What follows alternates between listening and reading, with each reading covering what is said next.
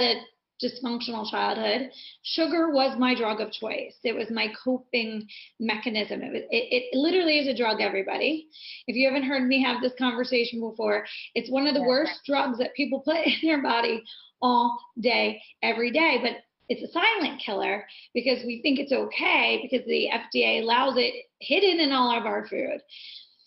But I was an addict, like full on addict. And I was addicted to the numbing chemical reaction that happens when you eat.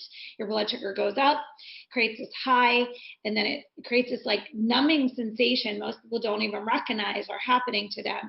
And then you crash and you seek for more, and then you get another high. And that's what I was addicted to, not actually the sugar itself. I mean, the sugar is the drug, but it was the chemical reaction that people become addicted to. Mm-hmm. And so, when I got older as a fitness competitor and an owner of a gym, this was something that I battled every single day, And I thought subconsciously, consciously, being in the fitness industry, my vanity, the willpower and my vanity would override because of the industry that I was in. And that wasn't the case. As a matter of fact, it got worse. It was something that I desperately wanted to overcome because it was such a crippling thing.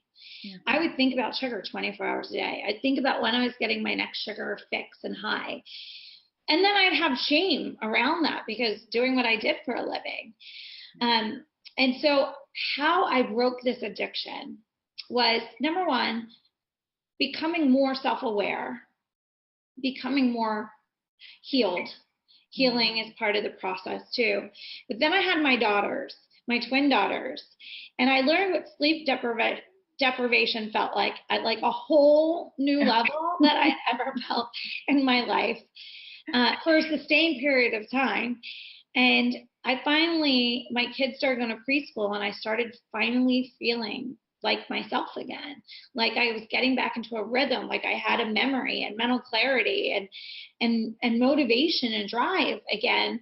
And I went to my office this one day, it was so clear. And I felt like, yes, I am back. I'm checking things off my list. I feel so proud of myself. And then I went to my kids' school for a Halloween parade. I ate the icing off the top of a cupcake. And I literally felt exhausted 20 minutes after I got back to my office. Wow. And this sensation of being exhausted, irritable, socially withdrawn, like I didn't feel like talking to anyone in my office, didn't feel like returning any of my phone calls. All was so clear to me, like what just happened to me?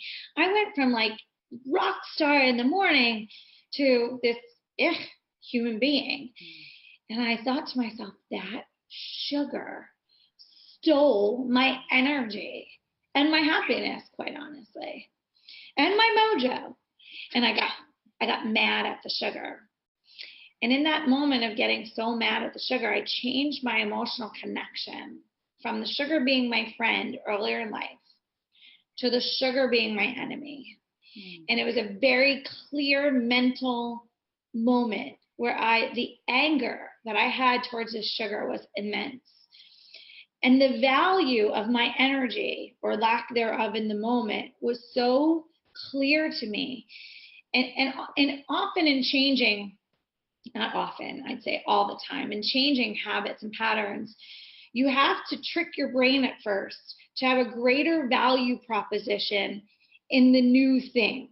So for me, the greater value proposition was energy. Like I like energy more than I like sugar now. Energy feels so much better to me than sugar does. Mental clarity feels so much better than sugar does. And so I created this new value proposition that trumped the old value proposition.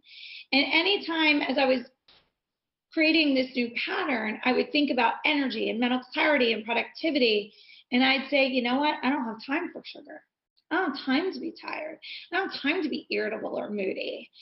And quickly, very quickly, I broke my sugar addiction, where today you could put tables of sugar and desserts and stuff in front of me and I won't touch it because to me, I just think, I don't want to be tired. Right. And so breaking the addiction is partially healing, but to really start the process is a conscious awareness of creating a better value proposition than what exists in that moment.